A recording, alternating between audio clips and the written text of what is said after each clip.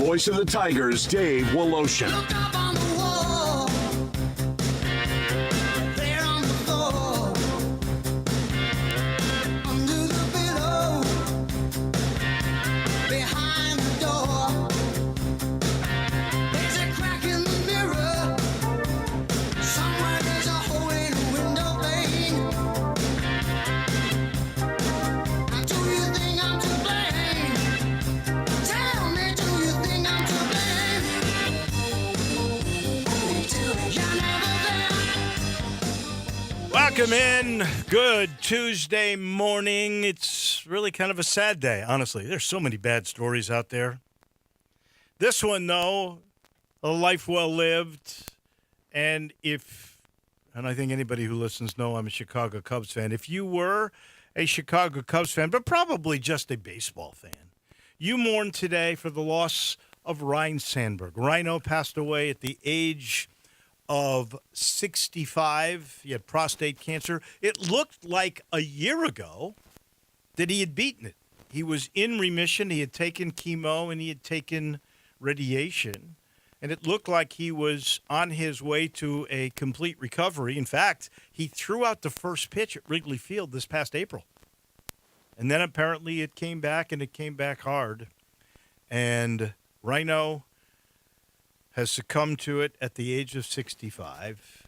He was, and I believe the Cubs organization said this themselves, put out a statement of grief and condolences to the family. And in that statement, he said he was one of the great Cubs of the past 150 years. I've been a fan for the last, since I was 67 years, and he certainly would be amongst the greats. There's no doubt about it. And the Cubs had some great second basemen. There's a guy named Hubbs, who, I think it was Kenny Hubbs, who right before they got Glenn Beckert, this is in the 60s, they got Beckert.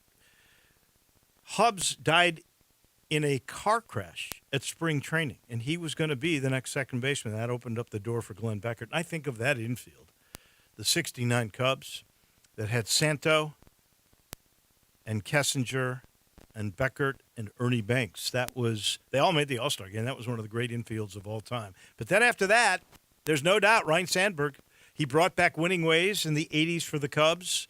If you don't know the Ryne Sandberg story, he was drafted by Philadelphia in 78 and played 13 games with the Phillies. He was like one of 6 or maybe worse in those games.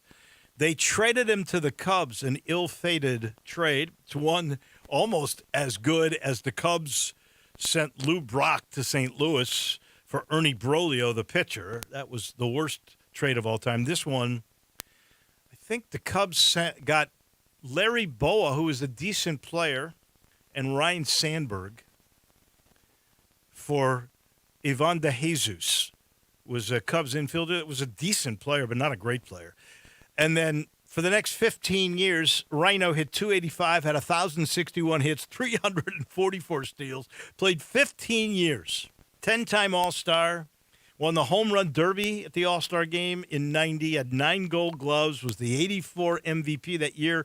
He hit 314. Then he loved the game so much, he managed in the minor leagues for the Cubs, and then the Phillies, the team that drafted him, they said, we like your style. And they hired him as the manager of the Philadelphia Phillies for 3 years. Did not go well. He was, I think, 40 or 50 games under 500 in those 3 years, then let go. But he was an absolutely incredible player. My heart goes out not just to the Sandberg family today, also to the family of a young guy named Greg Glenn.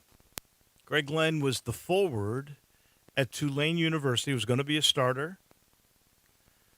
He apparently was down at home in Miami. I think they haven't really quite said. I heard this was a boating accident of some kind, and not sure of the details, but the fact is that this is a terrible tragedy. You die in peak shape, getting ready for a basketball season that's about to happen for you. He passes away at the age of 22. That's about as sad as you can get. Heartbreaking. Yeah. My heart goes out to the Greg Glenn family. You could never prepare for anything like that. Just so many weird stories. How about the crazy man who entered a skyscraper carrying an automatic rifle, obviously mentally deranged, walking down the street carrying an assault rifle? How do you see the video or the still pictures of it, you go, what? How in the world does this happen? Parked his car, took a gun. I don't know how many blocks he walked into the skyscraper that houses the NFL and several other huge businesses. Gets on the wrong elevator, which is a good thing for the NFL personnel, although I think one was shot and seriously injured. A cop was definitely killed. This guy left a note because he killed himself after killing 4. Yet he had CTE. He was a high school football player. For whatever reason, he blamed the NFL for that. He was targeting NFL offices. And fortunately got on the wrong elevator, and then after he killed all these other innocent people, 4 of them, and injured some others, he ended his life and left the note. And apparently blamed CTE and football. Wow, what a crazy, crazy story that is for sure. Along health, Deion Sanders revealed that he had his bladder removed. He had bladder cancer, and it was not an easy ordeal to go through what he did. I commend, because you listen to what the doctors had to say about Deion and his fight. He lost 25 pounds. It was a really tough ordeal. He hid the whole thing. Like, he never, even at media days with the Big 12, he never explained exactly how tough this decision was, and then to go through it all, because he had cancer in his bladder and had to have the bladder removed, and that is apparently a tough thing. But Deion is a tough guy. We know that. He is going to coach this year, so he had 45 minutes of a press conference yesterday where, you know, not only was he talking about the seriousness and the toughness and how he hid it from even his own family, because he didn't want his kids who are trying to make NFL teams, he didn't want them to lose focus. So they didn't know the severity of all this. And then he had some humor. He goes, from now on, I'm going to depend on Depends. If you don't know what Depends are, that is an adult diaper. Because, you know, I guess to be graphic, peeing becomes a different kind of chore when you lose your bladder. But a new kind of respect out to Deion. Good news. We learned this morning that the Tigers are playing a second exhibition game. They will play in the NBA arena in Atlanta, where they did play once before, and they beat Auburn in that stadium. And that's who they're playing again. Auburn, Bruce Pearl, and the Tigers. That will be Thursday, October 30th. Now, what do you think? Elijah, have you seen the press release on this at all? Because it just kind of came out. I've just seen the announcement of the game as well. Okay. I'm going to ask you. Now, it's in an NBA arena, so you've got the Hollywood courtside seats, and then you've got courtside seats, which are first row. Hollywood is the press row that used to be radio and TV that is now sold for big money. What do you think this exhibition game with Auburn and Memphis? And remember, the Tigers have played Auburn, I think, twice in the last 2 years. They played them in a real season game at the arena in Atlanta, lost and beat them, lost to them in Maui in the championship game last year after they had beaten UConn and Michigan State, which I always remember very fondly. I love Maui. So I ask you this, Elijah, not to set you up because I love you, but I want to know if you have any kind of idea what the ticket prices would be for this exhibition game with Memphis not ranked in the preseason and Auburn. Talking about these courtside seats. Let's go first. Hollywood courtside, where the media used to sit. I'm going to go $1,200. Oh no. No, it's not that high. I shot high. I'm shocked at the price, but it's $355. Okay. This is for an exhibition game. Yeah. They're not these even are gonna just two try to high-profile win. teams, though. They're two big teams. Yeah, I wonder who's going to pay this money. Maybe Bruce Pearl's got some pull with the Atlanta audience. $355 for the Hollywood courtside, first row, feet on the floor. That's also called courtside. That's $305. The what they call 100 level, I think is our club level. That's 100. Nope, that is. I'm sorry, that's 205. No. So the floor is 305 courtside. The floor is 205. So that's lower bowl is 205. Then the 100 level, our club level, that's 80. So that's, I would have thought that would have been courtside, to be honest with you. $80 for this exhibition to sit first level. And then the terrace, which are those way up seats, $35. Pretty pricey for an exhibition game. That's what I'm thinking. My goodness. That is exactly what I am thinking. So what is going on with the Arkansas game, right? The season starts on November the 3rd.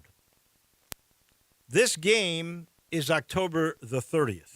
There's no way that you're playing Arkansas after that. So it's got to be sometime before October 30th. St. Jude, I am told, is still finalizing things. I don't know where John Calipari is at this point on all of it. I don't know if contracts have been signed.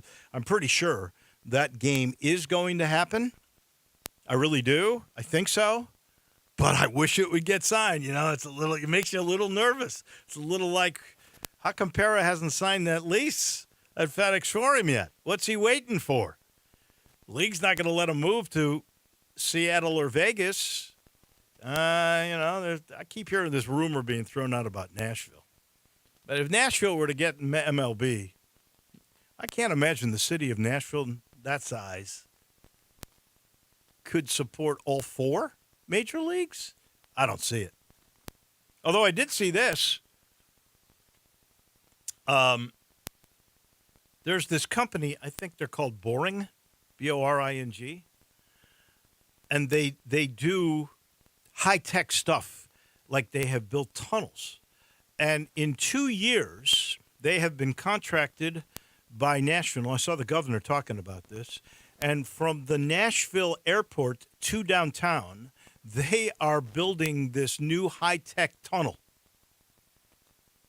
I guess they're trying to figure out where the exits will be and that sort of thing. But in 2 years, and I'll be honest with you, I have never flown in or out of Nashville. And so I'm wondering, I don't even know, how far is the airport from Nashville to downtown? Because it would seem like 2 years is, in this day and age, pretty short period of time to go a great deal of distance. We should Google that to see just how far downtown to the airport is. But I thought that was pretty cool. They're doing that. And I think this company is an offshoot somehow of Elon Musk. I'm not 100% certain on that. I know they had a different president, but it's somewhere in there. Oh, and I do have to promo. It is all set up for sure tomorrow, 10:25. The great broadcasting legend, who's the most modest of all the broadcasting legends, and I know him personally from my year of working in Dallas, and then he moved to where I once lived in Steamboat Springs, Colorado, which is where he will come from tomorrow. The great Vern Lundquist, star of the newest Happy Gilmore movie, Happy Gilmore 2. He will be with us because he's coming here in, I think it's August 24th for the AutoZone Liberty Bowl Golf Classic, and the night before at that dinner. Tickets still available. He's going to be worth listening to because he's got great stories Vern Lundquist is going to be coming here for that event, which is either the 23rd or the 24th of August. I ask you, because Vern crossed over so many different generations, right? He hits so many great calls. Have you got, Elijah Seegers, a favorite call? I just always have to go back to that kick six call, Alabama versus Auburn 2013. I was a very young college football fan, and it was one of his last years at CBS, but I will remember that call forever. I'll remember that play forever. I remember exactly where I was when it happened. It's one of those things that's etched in your mind, and Vern Lundquist is the voice of that play. Kick six. I forgot about that one. That is great. That's great, Elijah. I remember 86, Jack. I think it's on 16. He makes that putt, and he goes, "Yes, sir." I remember on the par 3 on the back 9 at Augusta. I think it's 14. 14. Where, no, 16. I'm sorry. 16. Where he has Tiger on that chip in, and the thing hangs on, and it's a great ad for Nike because you can see the Nike golf ball. They don't even make golf balls anymore. You can see the Nike logo, and that ball sits on the lip for 2 seconds and then falls, and Vern goes, "Have you ever in your life?" What a great call that was. And then there's the Christian Laettner turnaround on the full court against Kentucky in the NCAA tournament. I mean, so many brilliant calls, always rose to the occasion. Can't wait for him to be on the show, and I cannot wait for him to come to Memphis late August for the AutoZone Liberty Bowl deal. Last thing before we take a break, we got a busy show. Tim Doolin's going to talk to us about baseball. We'll talk to him about Ryan Sandberg, Major League Baseball races. How about Bryce Harper? Getting into it with the commissioner over a salary cap. Whoa. Strong words from the superstar. I'm pretty sure he's getting into the hall. That was an interesting question. Eli and Greg threw out, like, Aaron Judge, Shohei, 3-time MVP, he's in already. I mean, he's the last guy to do what he's done is Babe Ruth. He's still going to pitch, too. Come on. Harper, Judge, and Shohei. They're all in. They'll all be in. I think Shohei and Harper probably done enough already. I would say so. I think Bryce Harper's career, this is his 14th year. He has the accolades. He has the counting stats. I think so. Yeah, he just had his, 1,000th RBI. That's right. I'd be surprised if he doesn't get in. Here's where it always gets tricky. I know we talk about the stats of those previous generation that were steroid users, and I used to be such a hardliner against those guys. I must confess. And I've softened on that, and I've softened for 2 reasons. One, I think you got to take into account that the pitchers were also doing the juice. So you were talking about you were up a guy juicing, even though you were juicing, that kind of equalized you. That's one. The second thing is, if you think about it, the Hall of Fame is time framed. If you really think about who gets into the hall, you cannot interpret numbers just totally. You have to go from generation to generation. And whatever the number is it the best 2% of an era, the best 5% of an era that get into the Hall of Fame? So that's really what you're measuring. Greatness is from your era. How did you stand out with the players of your era? It's the only really fair way that you can do it. And so if that era was all PED induced, it's still that era. That's who you played against. There's got to be the 5% or whatever number you think cream of the crop is to get into the hall. That's what you have to make your vote from if you're a baseball writer. And so those guys, hate to say it, Barry Bonds, I know he had, 73 in the 1 year. That's still the single-season record. And Cal Raleigh, I heard you say the pace is 59. I hope he gets into the 60s. It's a great story. But you have to judge the guys by the competition from that era. And it's the best of that era that gets you into the Hall. You're not going to go Barry Bonds versus Babe Ruth because that was a totally different era. Heck, Babe didn't play very many night games. Everything was different. Travel was different. It's what you did in your era. So I have really softened on my stance on how you get into the Hall of Fame for those that were in the PED era. All right, we are underway. We are going to talk baseball with Tim Doolin. Jonah Dillon, who was at the American Media Days in Charlotte, will get his impression of what he saw. Are they mad at Memphis about trying to get into the Big 12? We'll get all of that from Jonah Dillon in our final segment. I'm in the Family Leisure Studios. I'm actually going out to Family Leisure today because I can't help myself. I love going out there. I want to see all the in-stock patio furniture because it's up to 60% off. You know, you can get a 4-piece deep seating set. That's under $1,000, ladies and gentlemen, and chaise lounges. If you buy those for your patio to be around the pool, they always have state-of-the-art. Do you ever buy one? No. You're going to buy 1, 3, 4, whatever it is. You buy one, the second one is half off. I don't know about the third and the fourth. Go ask Billy. Go ask Lindsay. They'll tell you in all Polywood furniture, 20 to 30% off. Special financing available. Get to I-40 and Whidden Road. You might see me there today. And say hello. Tell them we sent you. If you're getting a pool, it's free installation that way. That's what's going on at Family Leisure. We're back in a minute with Tim Doolin on baseball right here on Willow and Friends. Start your day with Sports 56 Mornings with Greg Gaston and Eli Savoy. Weekday mornings from 7 to 10, right here on Sports 56 and 98.5 FM. So you need to sell your house? I have the solution. Call 901-406-1101. That's 901-406-1101. Call my buddy Bill at I Buy Houses. Any house, any area, as is. It's literally as simple as that. Just pick up your phone. Call 901-406-1101. That's 901-406-1101. Call my buddy Bill at I Buy Houses. Guaranteed to close in 5 days. If you need to sell your house fast, call Bill at 901-406-1101. That's Bill at I Buy Houses. Guns, guns, and more guns. Over 700 firearms in stock. Home defense guns, old guns, new guns, used guns, big guns, little guns. Every gun you can think of, Classic Arms has them. All brands like Glock, Sig, Colt, Ruger, Smith & Wesson, Browning, Beretta, Benelli, Remington, Winchester, and more. Guaranteed lowest prices in town. Only gun importer in the Mid-South. Free gun inspections and appraisals and free bore sighting for the upcoming deer season. Shop online at ClassicArmsOfMemphis.com or visit Classic Arms at 1740 Germantown Parkway behind Corky's Barbecue in Cordova.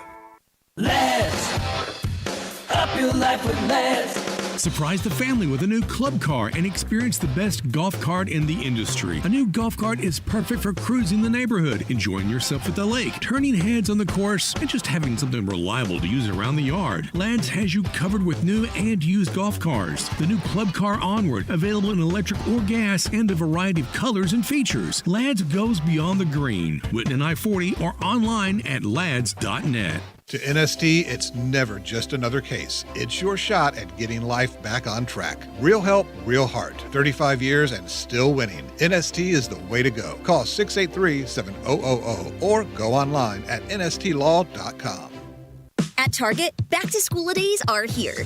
What is back-to-school-a-days, you ask? We're talking 7 days of deals on looks and styles the kids will love, at prices you'll love even more. Because back-to-school at Target means getting all of the above. Through August 2nd, save 25% on select kids' clothes, with additional savings to round out their looks, including uniforms, leggings, polos, and activewear. Plus, their new favorite backpacks are 30% off. Happy back-to-school-a-days now through August 2nd, only at Target. Terms and conditions apply. Now back to Wolo and Friends on Sports 56. Here once again is the voice of the Tigers, Dave Woloshin.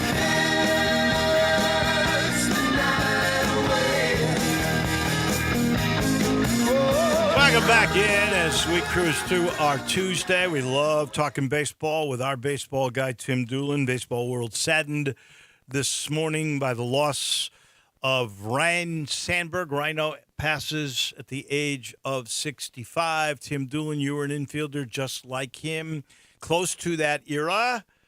Any Rhino stories you might have? Good morning.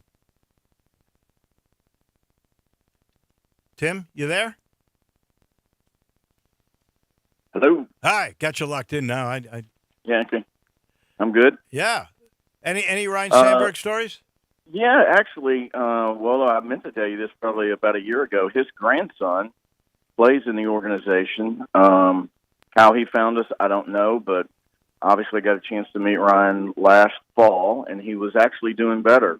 And then shortly going into the winter, cancer got aggressive again, and just a super guy. He was my idol. I mean, as you remember back in the early 80s, there weren't 100 channels on TV. It was WGN, TBS, right, and maybe a little ESPN, and I watched Ryan Sandberg all the time. He was one of the first offensive second basemen that was also a Gold Glover, and so just the all-American guy, super nice, as genuine as you would have expected him when you meet him in person, and just a sad deal. 9-time Gold Glover. It was, yeah, because he thought he had it beat and it came back. That really makes it sad. I know he threw out the first pitch at Wrigley this past April. So yeah, you hate it. 15 years though in the bigs. That is something. And then became a manager. Right. Just as you said, a really, really good human being. So you hate it. How good is his grandson, by the way? He's pretty good. He's not in that category, obviously. Not many guys ever will be, but he's a solid baseball player. Obviously Chris Godwin does a great job with the organization, with that club, and he loves the way the guy plays. And so if Chris likes the way he plays, he's obviously a hard-nosed player. I got to ask you, there was an incident in the Philadelphia Phillies clubhouse. I know we didn't mention this earlier, but Bryce Harper was in a meeting with Rob Manfred. Apparently the baseball commissioner is going around baseball meeting with players, because he apparently does this on an annual basis to try to keep his relationship with players. We know he's paid by the owners, but to keep his relationship with the labor aspect of the business. And he implied that baseball is the only game without a salary cap. And that triggered something in Bryce Harper, and the Philly superstar went face-to-face with the commissioner, told him to get the F out of his clubhouse, of which Manfred said, "I'm not getting the F out." Refused to take his call the next day. Apparently it was diffused by another player who said, "I got some more questions," and it calmed down. They shook hands afterwards, but he wouldn't take his call the next day. Is this going to be a fiery thing that leads to some sort of a walkout down the road here? Is baseball and its ownership going to go play hardline on a salary cap? I think it'd be a big mistake. Obviously, I'm a players kind of guy, and my theory is the owners are obviously making crazy money, or they wouldn't be signing these guys to long-term contracts. See, what I guess the commissioner doesn't understand is no one tells the owners you have to do this. You have to sign a long-term contract with a guy that's fully guaranteed. You don't have to do that. So why in the world should the players accept it when there's no need? If the owners weren't making money, keep in mind these guys made money in other industries, so they're very smart. So will that ever happen? I don't know. It's happened before, but I think it would be kind of stupid on both sides. But I think the Major League Baseball's player union is undoubtedly the strongest union in all of sports, because their long-term contracts are fully guaranteed. No other sport has that, Willow. No. Well, basketball has fully guaranteed contracts. Yeah. Well, I mean, is it fully guaranteed? Yes, I'm pretty sure. Those are all guaranteed for the life of the contract. NFL does not, which probably is the one that has the most injuries. Yeah, really. I guess I am, I lean toward the player side in these things. I think it's fair to make money, but this is the one thing that's always bugged me, that one player on the Yankees or the Dodgers last year made more money than what was it, the Rays team salary. Pardon me? or the The Marlins. Rays team. Yeah, yeah. Tampa Bay. I think they had were they the ones with the lowest? Look, Kansas City, Tampa, Miami's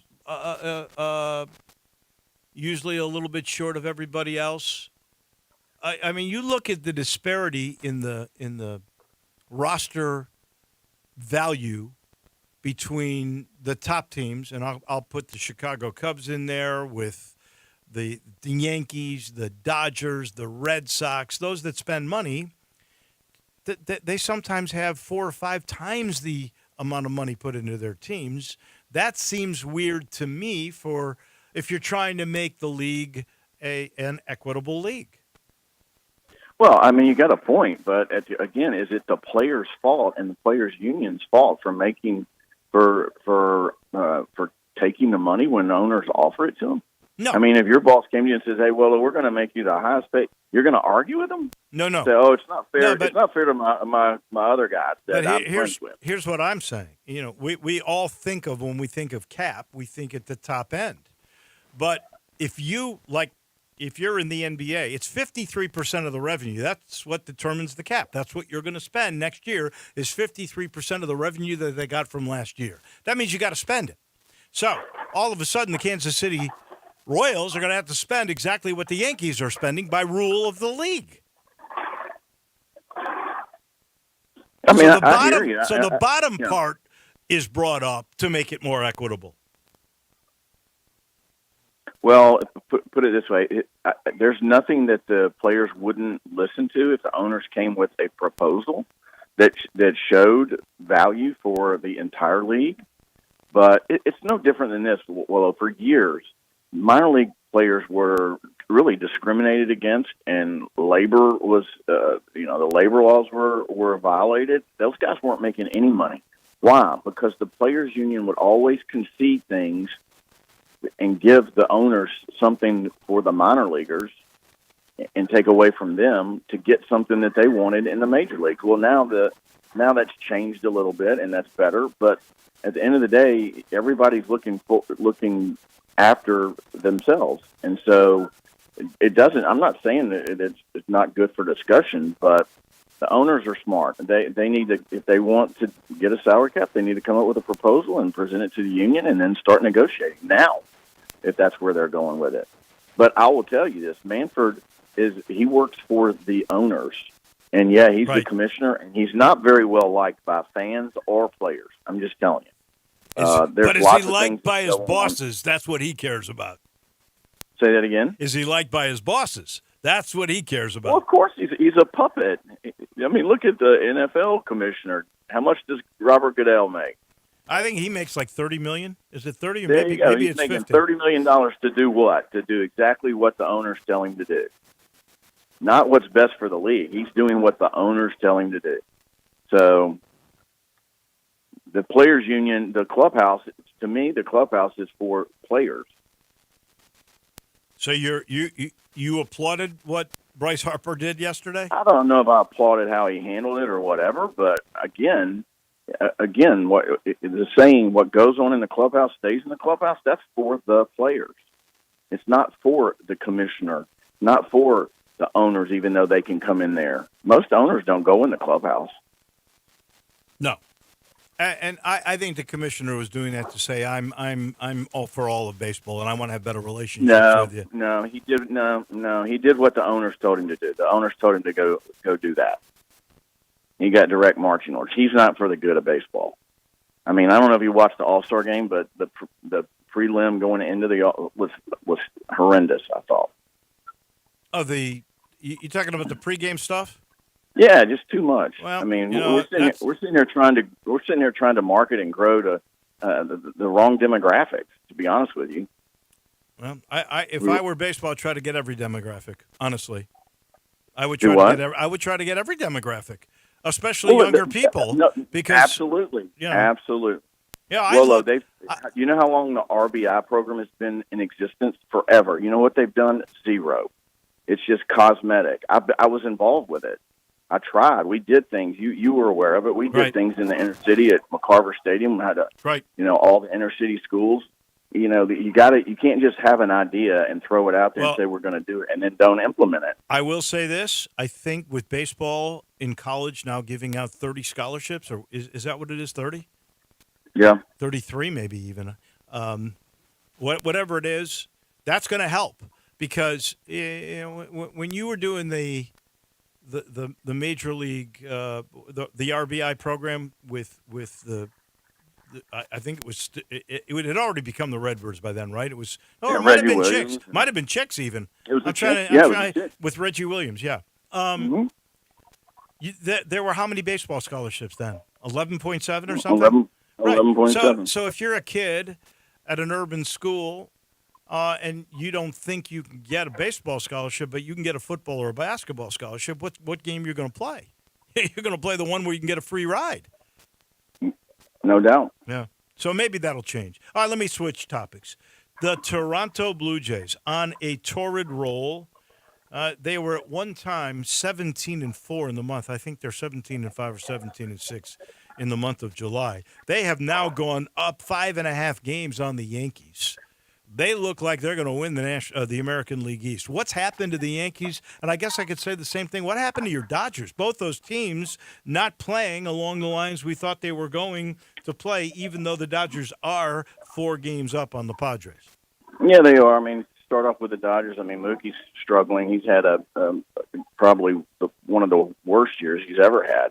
It started out with him getting sick before at the end of spring training, not knowing what was going on with his stomach.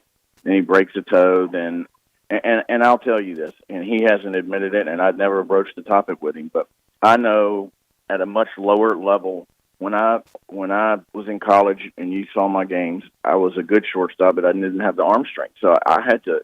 It mentally sucked the life out of me having to try to play shortstop. As soon as I went to second base, I thrived and flourished because I didn't have to worry about that throw. I think Mookie accepted the challenge to play shortstop. He's playing a good shortstop, but he's having to get to the park much earlier on a consistent basis to get his work in. A lot harder than playing right field, a lot harder than playing second base.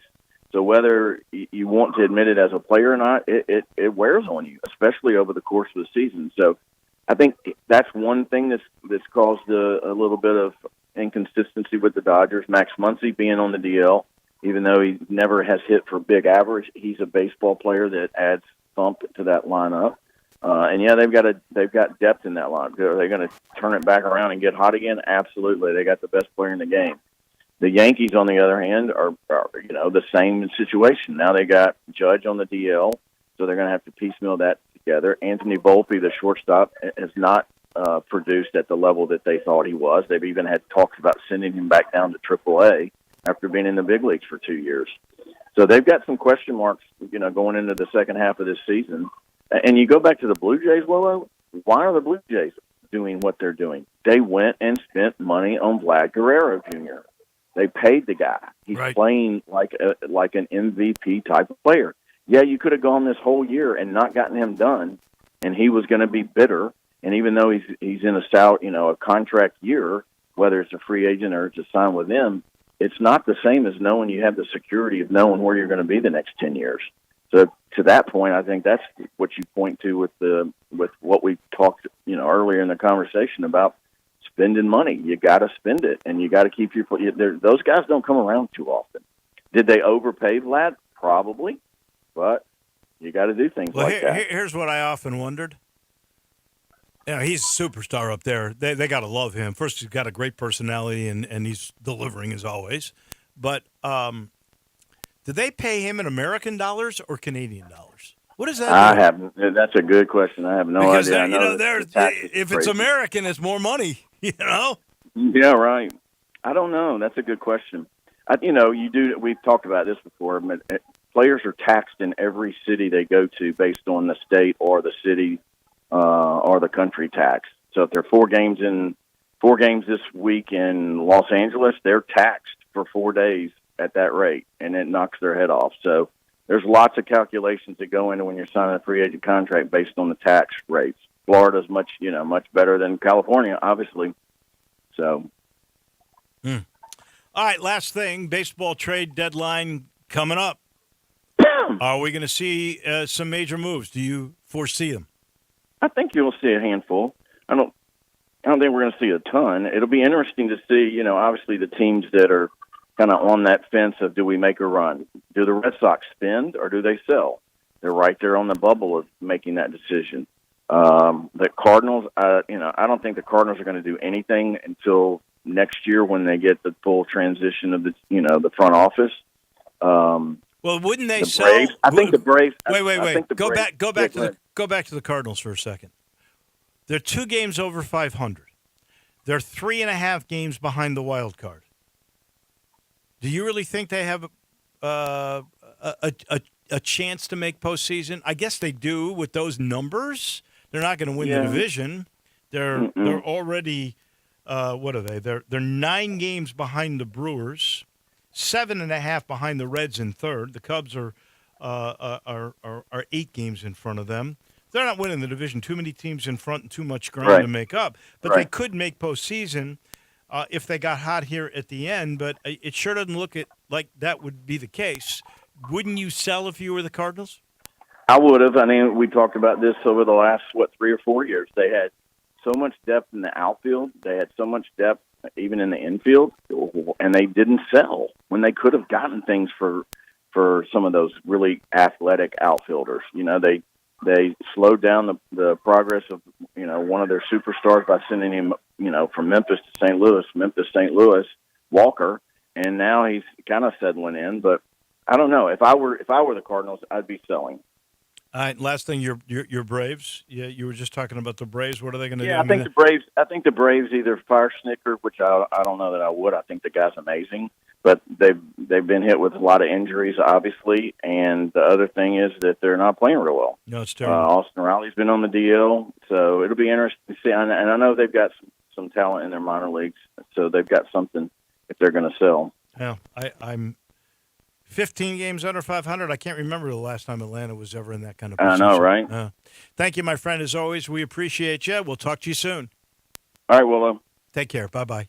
That is Tim Doolin on baseball, brought to you by Memphis Public Links. He loves golf. I love golf. The city should love golf because it's an amenity. Great golf courses are an amenity to a city, like museums and parks. Golf's an extension of those parks. And, man, did Memphis catch on. You go to any of the golf courses in Memphis, and you'll see what I'm talking about. The redo of Overton from the Sweetens Cove people, unbelievable. So much fun. And the OPO just had its 78th year. Galloway, redone, what now? It's 10 years ago? It's not a good course. It's a spectacular course. The redo of Audubon, there'll be NCAA tournaments played there. Then there's Fox Meadows, where they redid those greens, and that's an old country club. That layout is so much fun and challenging. Pine Hill, totally redone. I love that golf course. The back 9 is difficult. The front 9 is friendly. You'll love the beauty of Pine Hill. All you got to do is go. And, I mean, they have really done a great job. Memphis Public Golf. Go to memphispubliclinks.com. Get all the info and set up your tee time right there. Back in a minute, Jonah Dillon on the American and the Tigers. He's from the Commercial Appeal, and he's next. Be sure to follow us at Sports56 WHBQ on Twitter, Facebook, Instagram, and YouTube to watch live video of our shows, stay up to date with station events, and have chances to win prizes. Don't miss out on anything that's going on. Follow us at Sports56 WHBQ. Hey, Rockin' Ronnie, the Hyundai Getaway sales event is still going strong at Gossett Hyundai South on Mount Moriah in your brand new dealership. That's right, Randy. It's a great new dealership. Service available that is less wait time than anyone in town. 16 service bays and immediate appointments available. Plus, a 2025 Hyundai Kona SEL. $287.02 a month and rates at 3.99 for 72 months available. 2025 Hyundai Tucson SE. $313.38 a month and rates at 2.99 for 48 months available. and a 2025 Hyundai Santa Fe 2.5 SE. We got it at $339.57 a month and 0% for 60 months available. Plus America's best 10-year, 100,000-mile powertrain limited warranty. That's Gossett Hyundai South, 2660 Mount Moriah. Online, HyundaiMountMoriah.com. All 36-month lease, $10,000 per year. Santa Fe, SHO 97,800, MSRP 36,865. Tucson, SEO 32,0728, MSRP 30,395. Kona, SU 327,315, MSRP 281,39. Includes all rebates and incentives. PF 895 excludes tax on the license. CD for complete details. Offer valid through end of the month. With approved credit, dealer stock only must finance through HMA. Maria's Cantina in South Haven is not your average Tex-Mex joint because they're serving up Mexican with a twist. Maria's Scratch Kitchen is the most creative and diverse menu around. Beyond the traditional huge quesadillas, chimichangas, and fajitas, Maria serves up hand-rolled Latin egg rolls, Cajun and Creole items like catfish, gumbo, and boudin balls, as well as the best sandwiches and 8-ounce burgers in town. Wash it all down with a house margarita for only $5.50 and happy hour every day till 6. MariasCantina.com, 6717 Airways, Mexican with a twist. If something happens to you, what happens to your family? Will they struggle financially? Will they be able to afford the home you built together? With Ethos, you can get life insurance coverage in minutes. Get up to $2 million in coverage for as little as $2 a day. All online with no medical exam. Just answer a few health questions. Get your free quote at ethos.com/game. That's ethos.com/game. Rates may vary. Billed monthly. Sample rate 10-year term life policy for a 35-year-old healthy non-smoking male. Now back to Wolo and Friends on Sports 56. Here once again is the voice of the Tigers, Dave Woloshin. Jonah Dillon's been a busy guy. He went to California, a little vacay, went home, and then to Charlotte for the American Media Days. The Big 12 story broke right around that time. So, Jonah, my question for you is, what was the reaction in Charlotte by all those coaches and the commissioner about the very public story about Memphis's big swing and then, of course, unfortunately miss? Yeah, there was definitely some surprise about it, I think, from some other coaches. I think the way a lot of people reacted to it when they first saw that news of like, wow, Memphis is, they've got that amount of money and they really swung. And then obviously the fact that the Big 12, like we talked about last week, like they just rejected them kind of straight away without going to a vote. But I think in general, people understood it. It's not a surprise that Memphis is trying to leave the conference. I think everybody has kind of understood that. And that's even, Tim Pernetti and Ryan Silverfield. That's been clear for a while. And so I think people kind of understood it in that sense. But at the same time, just the numbers and the fact that it happened so close to the start of the season, I think definitely a big deal. Yeah, the one thing, I like the way they handled it. I really did. I like the way Pernetti handled that. I like the way Silverfield handled that. I mean, that's a tough situation. People say, was Memphis that desperate? Yes, they feel that desperate. They want to get out of this league. I think it's very evident. But what I didn't like, I'll let you comment on that. But what I didn't like was his handling of the Taj Rael deal, where there was evidence that the former Tiger defensive back sent the info to the quarterback of UTSA. I don't know if the coach knew about it, but how that was blown off is, that kind of stuff happens all the time. No, it doesn't. And there was physical evidence, and neither Ryan nor Pernetti made any kind of a deal about that, and that ended up being a significant loss for the Tigers. Well, it ended up being a significant loss. I don't know that you can say that is why they lost the game. In fact, I think I think that would be a stretch, but the reality of the situation is, no matter what you think about it, the situation is there were never going to be any, sanctions or repercussions or anything to come out of it. And the two teams don't play this year. The game happened last November. And so there's really nothing to do about it at this point. And so that's why I think you heard Ryan Silverfield, in addition to obviously the UTSA folks, kind of say, this happened. Yeah, we talked about it. Let's move on, because there really is nothing to do with it now, except for talk about it, honestly, right? And so I think that's kind of what it came down to. If you were Barry Odom at Purdue, how would you feel about this kid who's now on your team?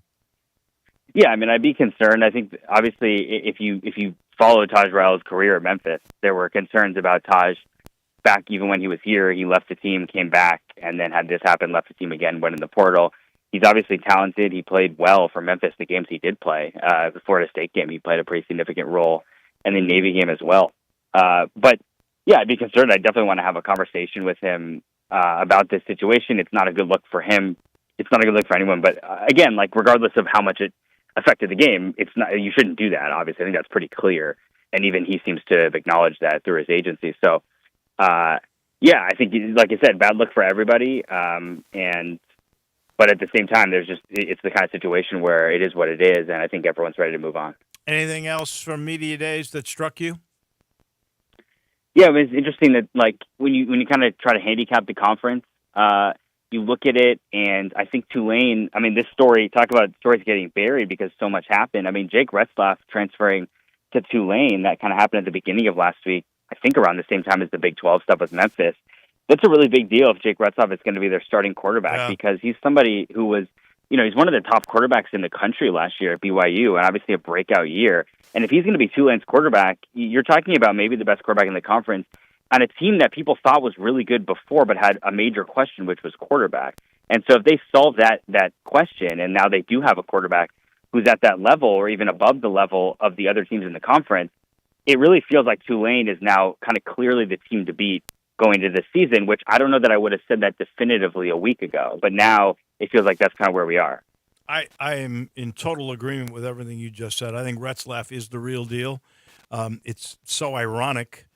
The guy was up on a rape charge, and he was clear to that, and I believe in the court system, and I believe in innocent until proven guilty, but he had to go. He was going to be suspended 7 games because he admitted to premarital sex, which you cannot have at BYU. So it's premarital sex that ends up sending Retzlaff to Tulane, and clearly now they're the favorite. Yeah, I mean, it's a crazy story. And also the fact, I think this got lost completely. He transferred without going in the transfer portal. And I know that people kind of say as a joke the transfer portal is there's too many windows. In reality, you can just transfer schools and just say that you're enrolling in another school and you're going there. I think it got lost in this whole situation. He just left the team and said, I'm not enrolling in this school anymore. I'm going to enroll in Tulane, and then just happened to join the football team. And everybody's like, okay, cool, that sounds good. So, again, we talked about, this guy didn't go in the portal before the window. You can just transfer whenever you want. These rules are not enforceable. These rules are just, nobody even cares anymore. Right, and the school left them no choice. I mean, you're going to miss more than half your season. Yeah, but I'm saying in the past it would be like, well, it's not the transfer window, so you're going to have to sit out a year. No. Right. Not anymore. That is for sure. Any other storylines going into Memphis's camp, which begins? I thought it was beginning today. I guess it's tomorrow they start. Tomorrow, yeah. I think. I mean, look, quarterback is going to be I wrote about this today. Like, quarterback is going to be a discussion until they name Brendan Lewis the starter. That's obviously the expectation. And the fact that he was there in Charlotte representing the team, I think, is a pretty good indication. That definitely sealed it for me. I'll tell you right now. Yeah, I mean, and so obviously that's the expectation, and nobody's going to be surprised. But this, at the end of the day, look, Ryan Silverfield was asked about it when we were in Charlotte, and he said no, he has not been named the starter. And so until he's named the starter, we do have to keep talking about it because quarterback's the most important position, obviously, and that's going to be a big deal in terms of how they play and their style of offense and all those things. But yeah, besides that, I think that was one of the talking points. And then when you look at this team as a whole, there are legitimate position battles that are going to go on. I think last year at this time, I could have told you pretty definitively at this point, like who the starters were going to be at most positions. At this point, with this team, with so many new players and with transfers, especially guys who transferred in the spring, so they haven't seen them practice and put on pads yet. Like, there are legitimate position battles at receiver, on the defensive line, that are going to be ongoing throughout camp, and it will be interesting to see who wins those when we get to the start of the season. I think running back's a good question.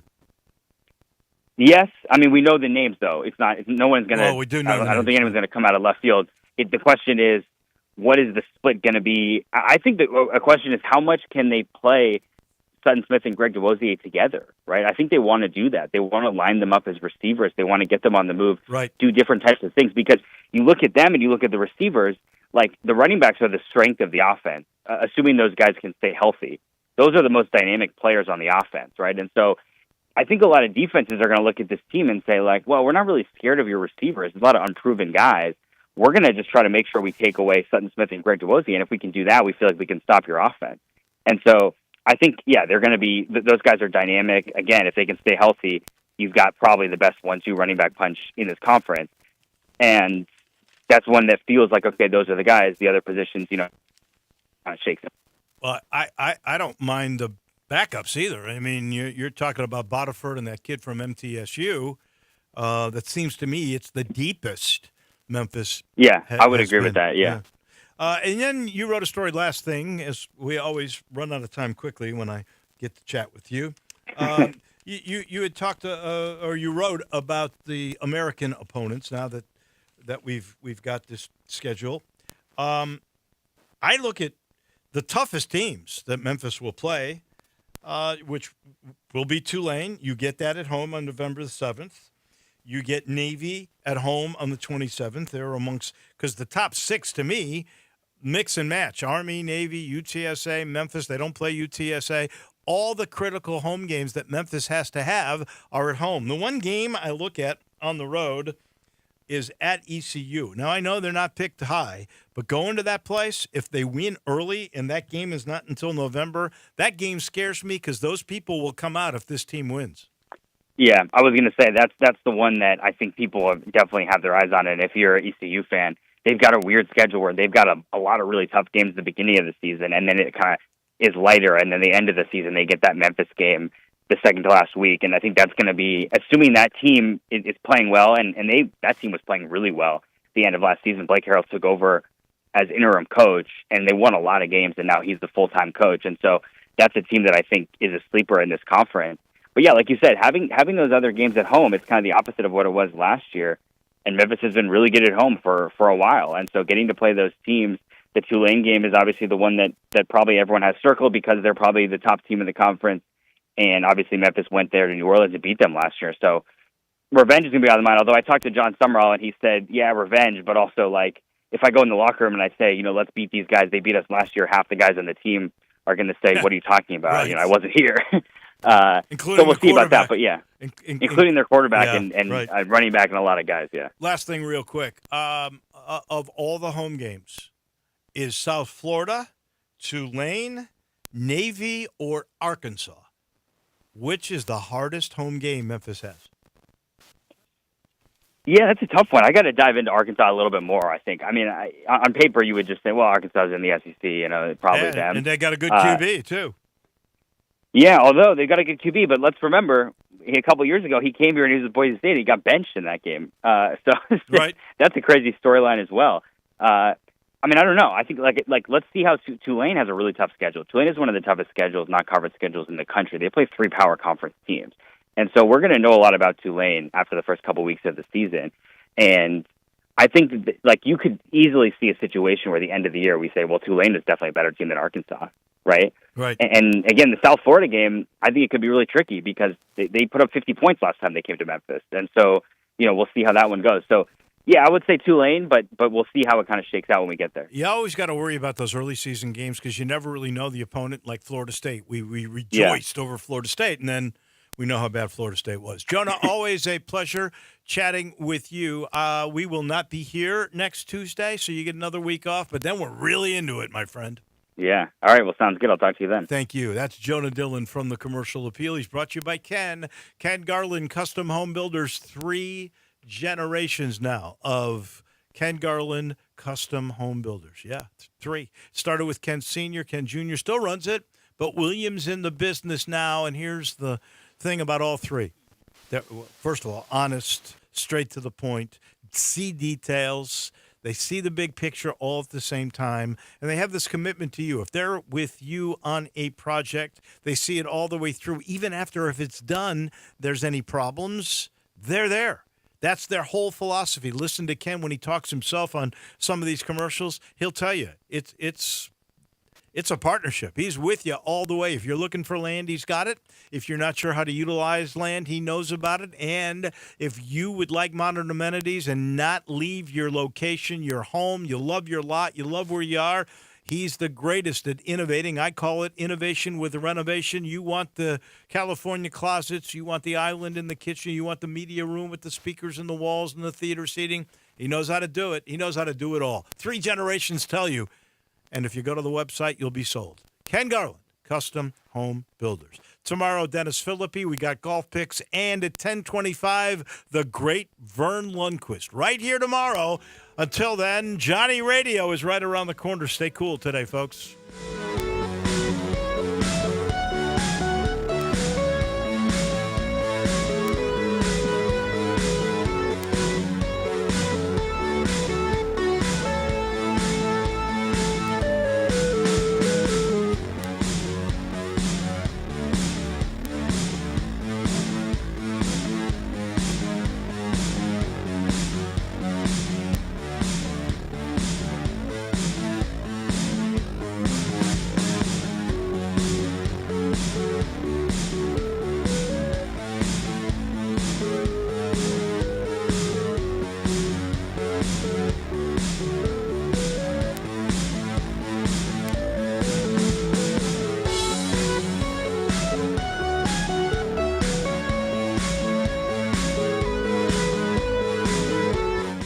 Memphis Public Links has so much going on right now.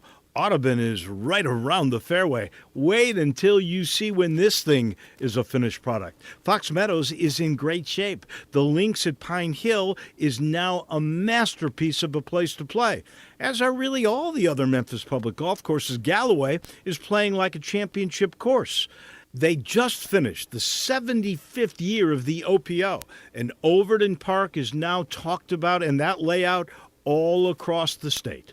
And by the way, folks, it's so easy to make a tee time. The hard part is getting your buddies to pick their time. You go online to memphispubliclinks.com, select your course, then grab your tee time. Simple, easy, and incredibly convenient. Also, on the website is a schedule of upcoming events. There you'll find something that will interest you. Again, if you want to book a tee time or find out more about tournaments or other events at any of the great Memphis public golf courses, go online to memphispubliclinks.com. Hi, this is Greg Gaston from Sports 56 here with Corey B. Trotz and Parker Trotz from NST Law.